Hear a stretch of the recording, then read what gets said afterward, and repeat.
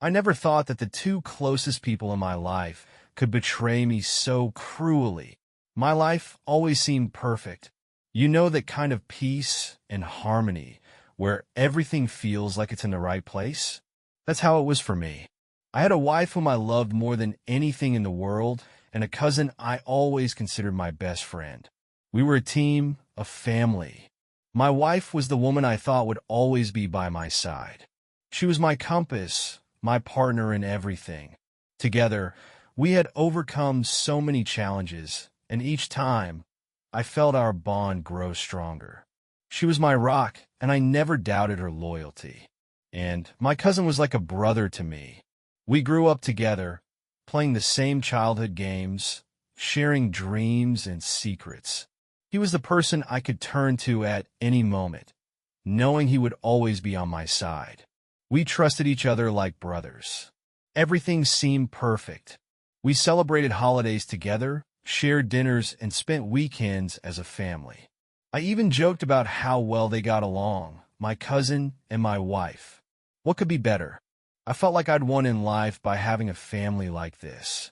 But as they say, the devil is in the details. One day, I noticed something that at first didn't even raise suspicion. It was an ordinary day. We were all sitting at the table during a family dinner. My cousin was cracking jokes, and my wife was laughing. Suddenly, I noticed them exchange a glance. It was a brief moment, but there was something unusual about it. I didn't pay much attention to it then. I thought it was just my imagination, but that glance stayed in my mind. It was so fleeting that I couldn't pinpoint exactly what made me uncomfortable. But you know how it feels when something seems off, even if you can't quite explain why. After that dinner, I began noticing more. Little things that initially seemed completely insignificant now started to look suspicious. For example, they began joking with each other more often. Their conversations felt a bit too casual, and their laughter was just a little too frequent. Then one day, I came home from work earlier than usual and found them in our living room. They were sitting on the couch, laughing. My cousin was showing her something on his phone, and they were so engrossed that they didn't even notice me walk in. When I cleared my throat to announce my presence, they quickly moved apart, and my wife exclaimed, "Oh, you're home already? We were just looking at some memes he showed me." I smiled at the time, but the unease I'd been feeling only grew stronger. Something wasn't right, but what? My mind refused to believe that the two people I trusted most could be hiding something so serious from me. I tried to reassure myself. It's just a coincidence. Stop imagining things. But the more I observed, the more little details I noticed, the more I realized this wasn't coincidence. This was reality, one I didn't want to accept. That fleeting moment at the dinner table was the beginning of the end. And though I didn't yet know what lay ahead, I could feel it would be something so shocking that it would change my life forever. My cousin had always been a part of my life. We grew up like brothers, even though we didn't share the same parents.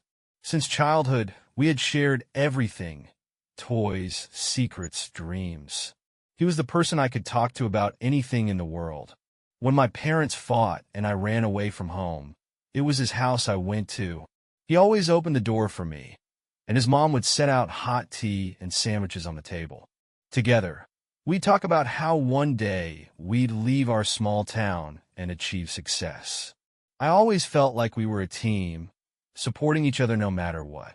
Even as we grew older, our friendship remained strong. We often worked together on various projects, help each other through life's difficulties. I trusted him as much as you can trust another person. In my eyes, he was the brother I never had. When I met my wife, I felt like my family was finally complete. She was the light of my life, someone who always knew how to support me.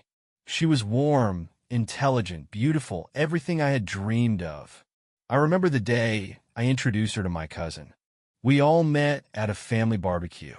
He immediately impressed her with his sense of humor, and she, as always, was charming. They hit it off easily, and it only confirmed what I already thought. I had the perfect family. As time went on, I was even happier that they got along so well. They often exchanged jokes, laughed together, and even talked about things I didn't always understand. For instance, she always joked that he was the funniest person she knew, and he called her his big sister, even though she was younger than him.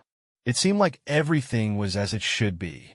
We had strong family support, and I even joked with my friends that my life could be the plot of a movie about the perfect family. I remember the moments we all spent together, holiday dinners, trips, ordinary weekends grilling in the backyard. My cousin often came over, and I always felt like he brought a sense of ease and joy with him. One time, as we were going through old photos together, my wife laughed and said, "You know, I can't imagine life without your jokes anymore." I smiled back then and thought how great it is that we all get along so well. But now, as I look back, I realize I missed the small signs, those tiny moments that could have been warnings. Like the time they spent a long time discussing something I couldn't follow, or how she laughed just a little louder than usual when he was around. That harmony, which once seemed so natural, now looks entirely different. I can see how, even in that perfect picture, there were already cracks forming. But I was so blinded by my happiness that I couldn't notice them. My wife and my cousin, the two people closest to me, I always thought our relationships were unbreakable, built on unshakable trust. But now I understand that even the strongest bonds can shatter if they're built on lies. It was just the calm before the storm, and though I didn't know it at the time, everything I thought was solid and stable was about to crumble. My world began to change slowly. At first, it was minor details that I didn't even notice. But over time, they started piecing together into something bigger, like a puzzle I couldn't fully assemble yet. I was always happy when my cousin spent time with my family. It felt natural. He was a part of my life, and my wife was my closest partner. But one day, I began to notice something strange. Their interactions became different. At family gatherings, they started spending more time together.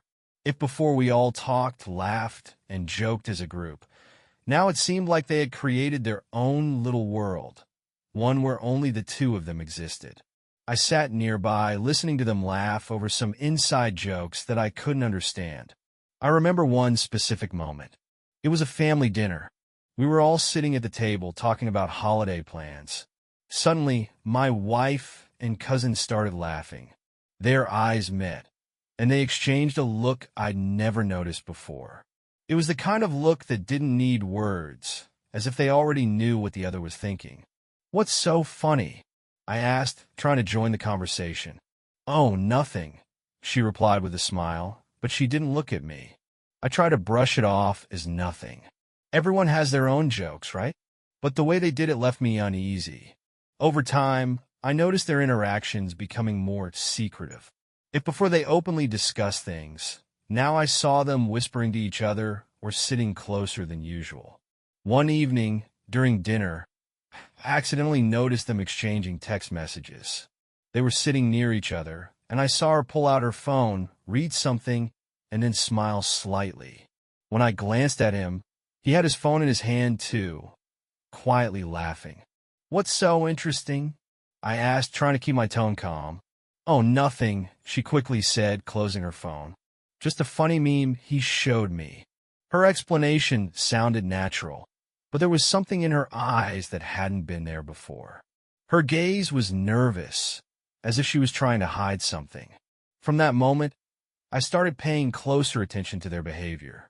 Every time they were alone, I felt the alarm bells ringing in my head.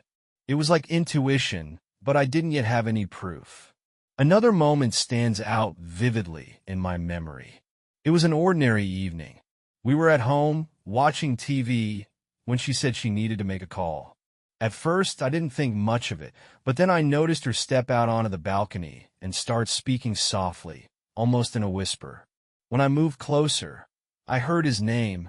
"Yes, I think that was great, but we need to be more careful." She quickly ended the call when she saw me. "Who was that?"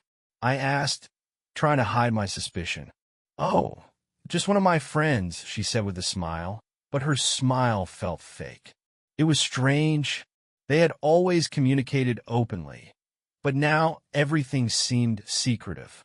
My trust began to crack, but I still tried to convince myself it was just my imagination.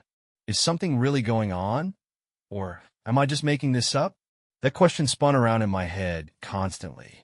But deep down, I already knew my intuition wasn't lying. This was just the beginning. The changes in my wife's behavior became more apparent over time.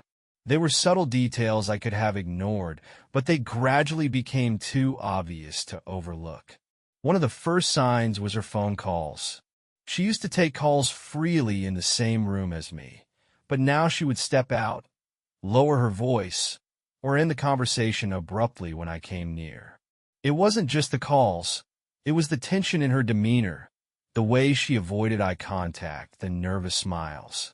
Piece by piece, the puzzle started to come together. And though I still didn't have concrete evidence, I knew something was wrong. My perfect picture of family harmony was starting to crumble, and I wasn't ready for what lay ahead. She used to answer her phone in my presence, casually leaving it on the table or the couch without a care about who might see who was calling or texting her. But one day, everything changed. Her phone was always locked, and when it rang, she would leave the room to answer. At first, I didn't think much of it. I assumed it was just work-related calls she didn't want to discuss in front of me. But the frequency of these calls began to increase, and each time she answered, I noticed a shift in her voice. She spoke softly, almost in whispers as though afraid I might overhear. One evening, she stepped out onto the balcony to take yet another call. I decided to move closer, curious but trying not to jump to conclusions. Her voice was so quiet I could barely make out the words. Then, suddenly, I heard her say my brother's name. It felt like a punch to the gut. Yes, I think that was the right thing to do, but we need to be careful, she said. I froze in place. What did that mean? Why was she talking about my brother? And in that tone, I stepped onto the balcony, and she abruptly ended the call. Who were you talking to? I asked, trying to sound calm despite the storm brewing inside me. Oh, it was just a friend, she said quickly, smiling. We were just talking about her problems. Her answer didn't feel convincing. Something in her voice and her smile betrayed her. But I didn't press further. I nodded and walked back into the house, though inside, my emotions were spiraling. Over the next few days, I tried to ignore my suspicions. But every time her phone rang and she stepped out to answer it, I couldn't shake the feeling that something was being hidden from me. Her behavior had become so different from what it used to be that I began asking myself, what could be going on between them? Why does she act so nervous when it comes to him? One moment remains burned in my memory. We were having dinner together when her phone rang again.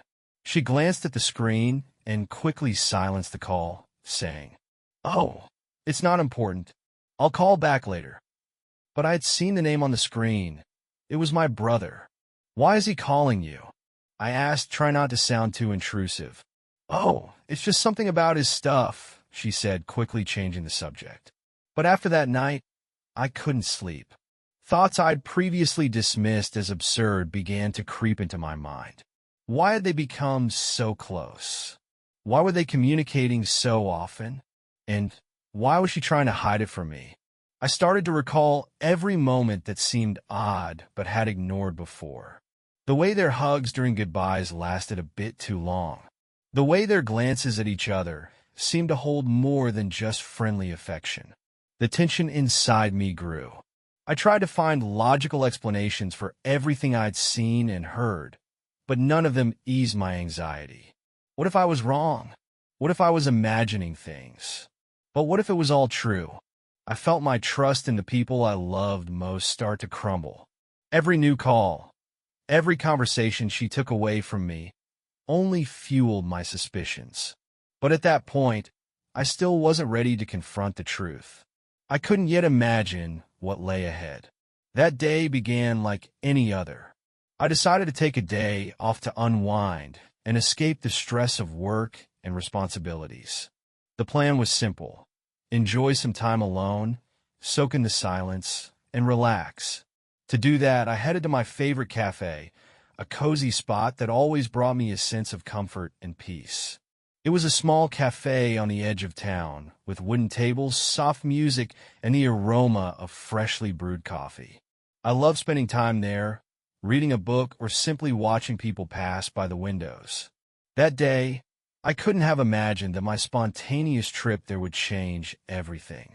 As I stepped into the cafe, I heard a familiar laugh. At first, I didn't pay much attention, but something about it caught my ear. I turned around, and there they were, in a quiet corner by the window, sitting together, my wife and my brother. At first, I thought it was some strange coincidence. Maybe they had just run into each other here, but their behavior left no room for doubt. They were sitting very close to one another, leaning in, talking quietly. Every so often, they laughed, and I saw her hand casually touch his. I stood frozen in the doorway, trying to process what I was seeing. My heart pounded so loudly it drowned out everything else. I stared at them, unable to believe my eyes. How had it come to this? How were the two people I trusted most sitting here together, looking like a couple? Finally, I gathered my courage and walked up to them. When they saw me, their faces changed instantly. Her smile disappeared, and her eyes widened in surprise. My brother also looked startled but quickly regained his composure and tried to act calm. "Oh, hi," she said with a forced smile that didn't look genuine. "This is unexpected. What are you two doing here?" I asked, trying to sound calm, though a storm was already raging inside me. "We were just discussing something for you," she quickly replied. "We wanted to plan a surprise." "A surprise?" I raised an eyebrow, looking at them both. Her words sounded implausible, and her nervous expression only confirmed my doubts. "Yes," my brother chimed in, smiling as though nothing unusual was happening. "We were thinking of how to make your birthday special." Their words didn't convince me. Their eyes avoided direct contact.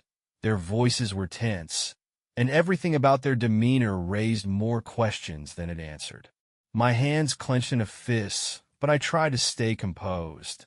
I sat down at the table with them, trying to make sense of the situation. They continued talking, attempting to appear natural, but every sentence was loaded with tension. I could feel that there was something between them they weren't telling me. At one point, I noticed her phone lying on the table. The screen was slightly tilted away, but I caught a glimpse of a few messages from him. That encounter left me with a strange feeling. They tried to reassure me that everything was coincidental, but their actions and their glances at each other said otherwise. My suspicions grew so strong that I could no longer ignore them. I left the cafe before they did, but their faces, their laughter, and the way they looked at each other stayed with me. That meeting was another crack in what I had always thought of as my perfect life. After that unexpected encounter at the cafe, my suspicions reached their peak. They both tried to convince me that nothing was going on, that I was imagining problems, but their words couldn't silence the voice inside me screaming, "Something isn't right." I could no longer ignore it. I needed proof. I decided to take action. After sleepless nights and endless thoughts, I made a decision I never thought I'd make. I bought a hidden camera. It was small, discreet enough to be placed anywhere in the house. I chose a spot in the living room, the place where we spent the most time. It was also where my wife often stayed alone or with my brother when he came over. As I set up the camera, my hands trembled. It felt like I was crossing a moral boundary, but I convinced myself it was necessary. If nothing was happening, I could finally put my mind at ease. But if my suspicions were correct, for the first few days, nothing happened. The camera recorded ordinary moments. My wife cooking dinner, watching TV, or chatting on the phone. I even started to think I might be overreacting. Maybe all these thoughts were just my paranoia, and I was looking for problems where there were none. But then, That evening came.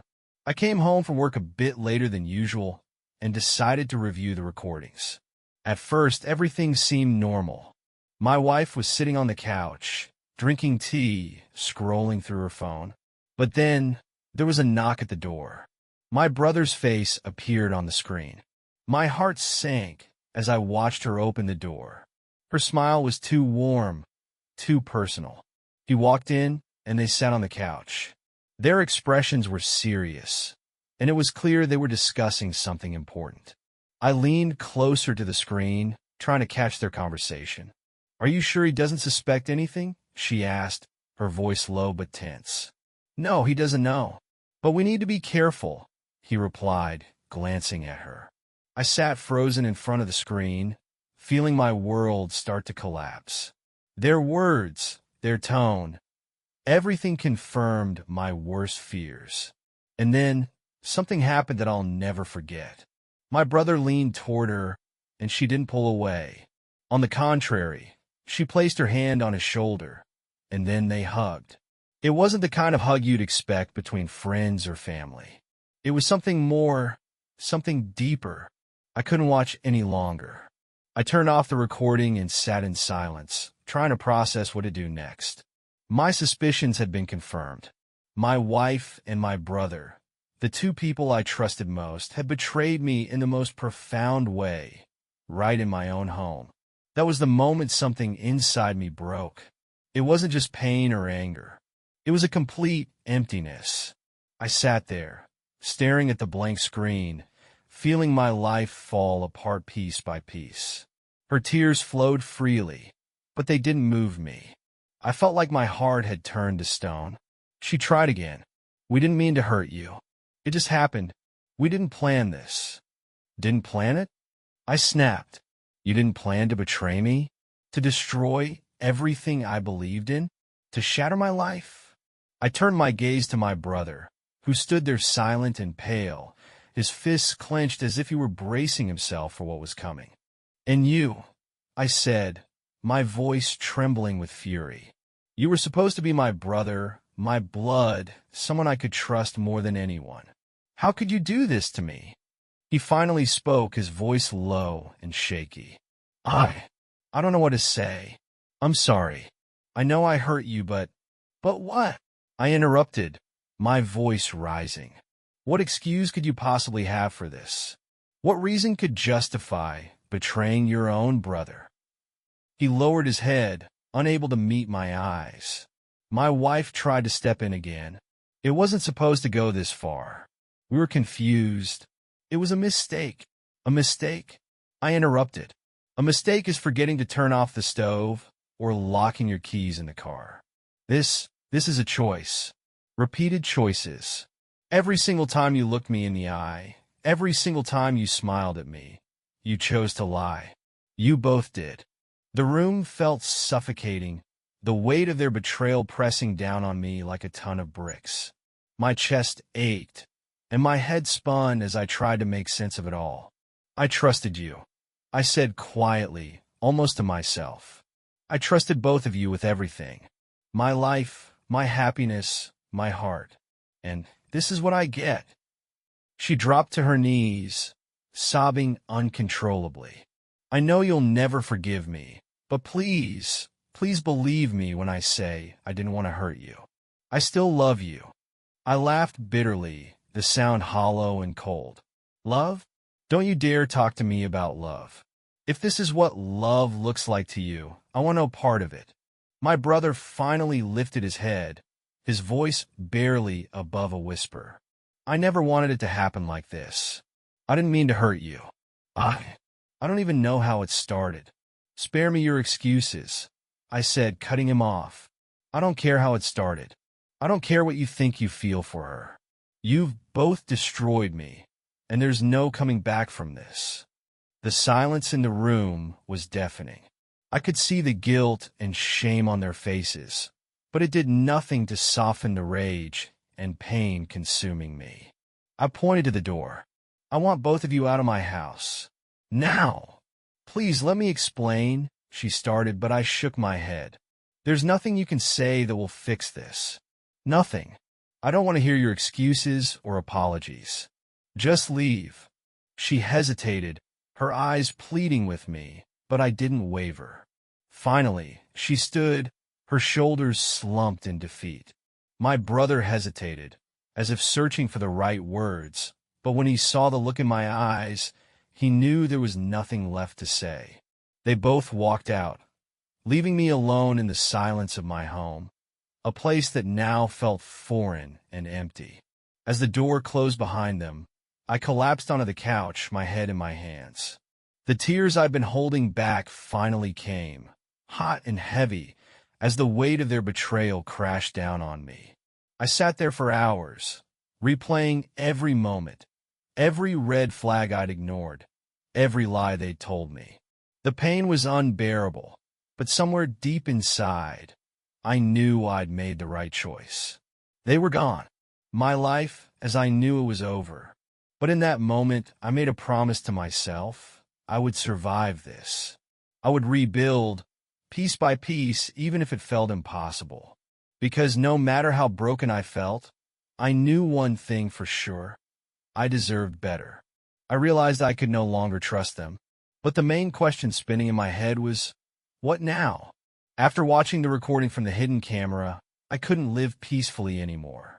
Everything I had seen and heard kept haunting me. Every time I looked at my wife or my cousin, I was overwhelmed with a wave of anger and despair. I knew the next step had to happen. I no longer wanted to guess or doubt. I needed to face it head on.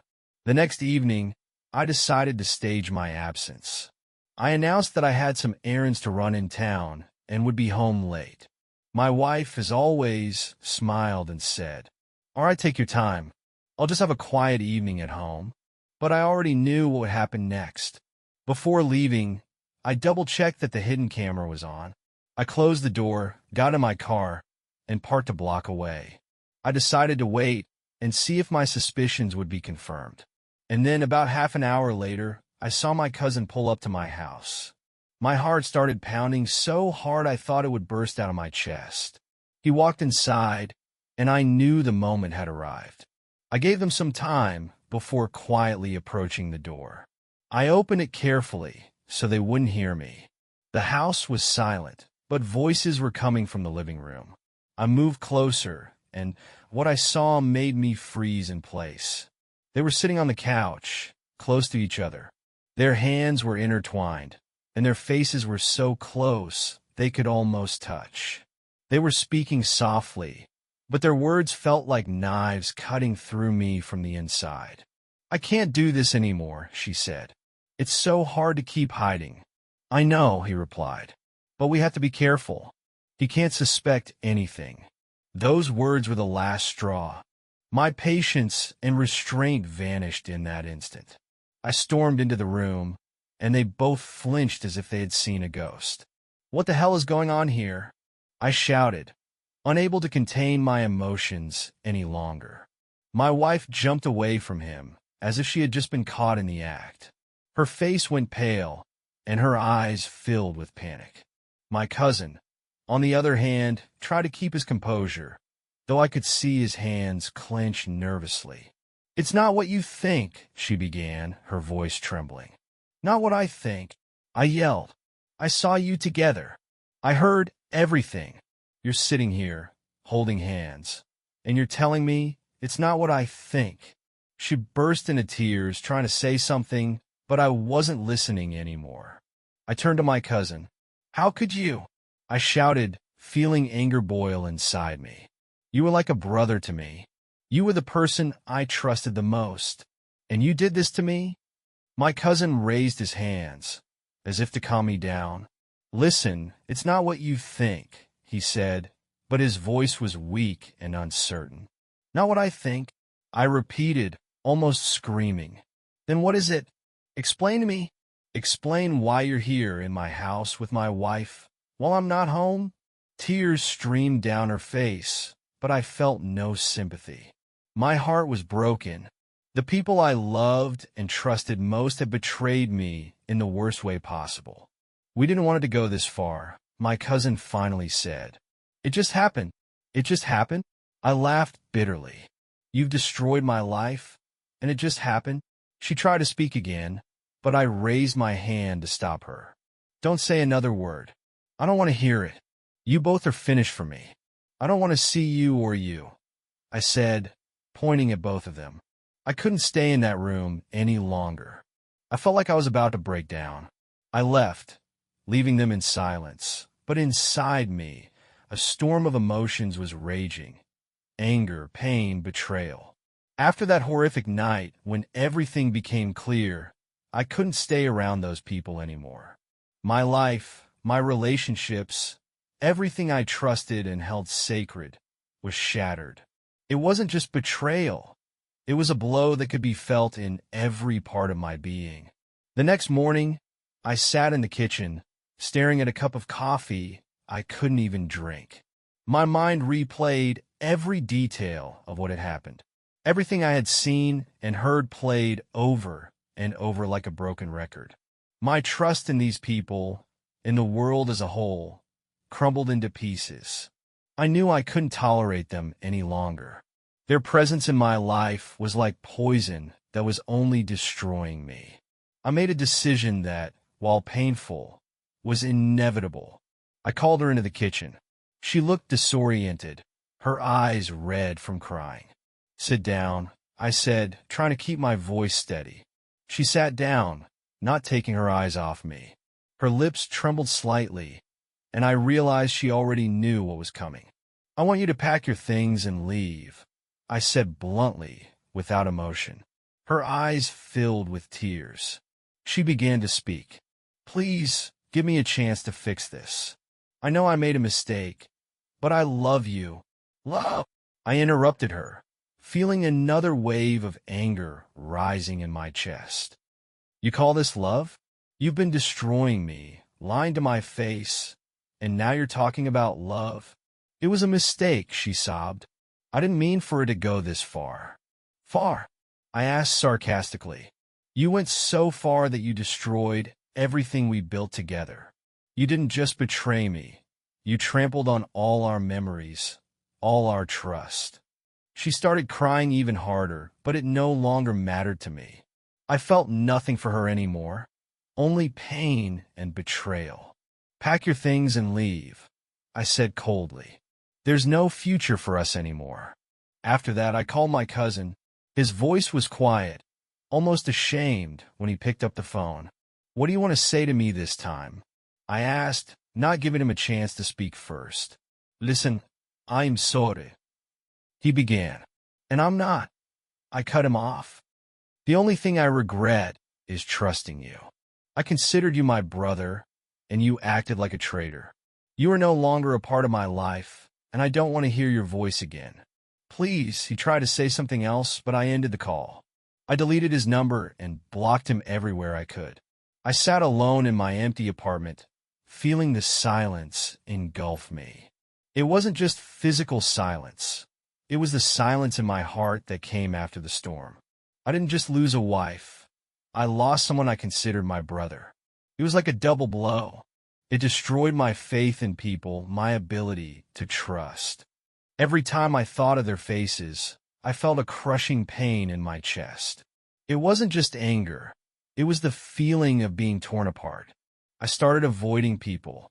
I didn't want to explain why my wife had suddenly disappeared or why my cousin no longer visited. The story was too painful to share.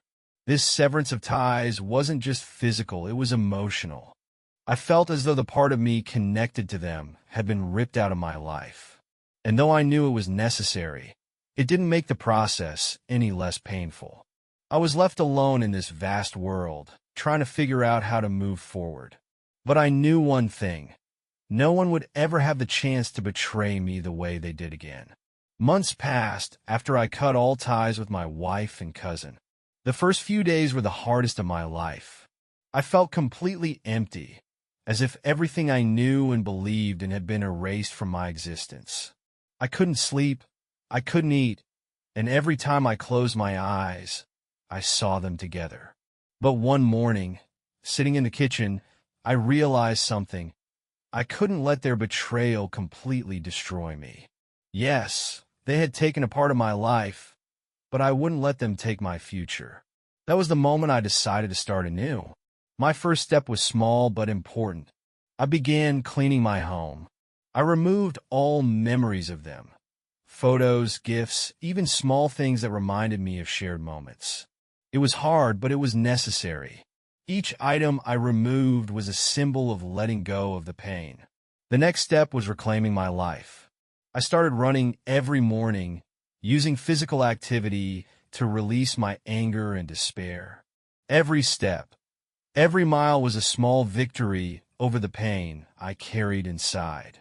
I also began to focus on things that once brought me joy, but I had long ignored. I signed up for courses I had dreamed about for years, but always postponed. Learning something new not only distracted me, but reminded me that I was capable of more than I thought. One day, I decided to take another important step. I sat at my desk, picked up a pen, and wrote a letter, but not to them. I wrote it to myself. In it, I poured out everything I felt, my anger, my pain, my betrayal. But at the end, I wrote words that became a symbol of my new beginning. You survived. You went through this, and now you're stronger than ever. Over time, I began to feel a change. The pain didn't disappear entirely. The scars they left didn't fade. But those scars became reminders that I had endured what once seemed unbearable. One of the biggest changes I noticed in myself was my attitude toward trust. I used to trust people unconditionally. Now I learned to be more cautious. That didn't mean I no longer believed in goodness or love. It meant I had grown wiser. One day, while walking through the park, I saw a family, a man, a woman, and a little girl laughing as they tossed a ball to each other. I stopped and watched them, realizing I wanted to be happy again. I wanted to trust, love, and build my life again, but this time, I'd do it the right way. I started reconnecting with friends I had distanced myself from because of the pain. They supported me, helped me see that there was still room for joy in my life. They reminded me that even after the darkest moments, there is a way back to the light. Now, looking back, I see how the betrayal changed me. It broke me, but it also forced me to reevaluate everything. I'm no longer the person I was before. I'm stronger, wiser, and now I know what I value most: my independence, my dignity, and my ability to move forward. And here's what I want to tell you if you're listening to this story. Yes, betrayal hurts. It can shatter you, but it doesn't have to destroy you. You are stronger than you think. You have the power not just to survive, but to recover, to become the best version of yourself. I can't change what happened, but I've realized one thing. Even after the darkest moments in life, there is always a path to the light.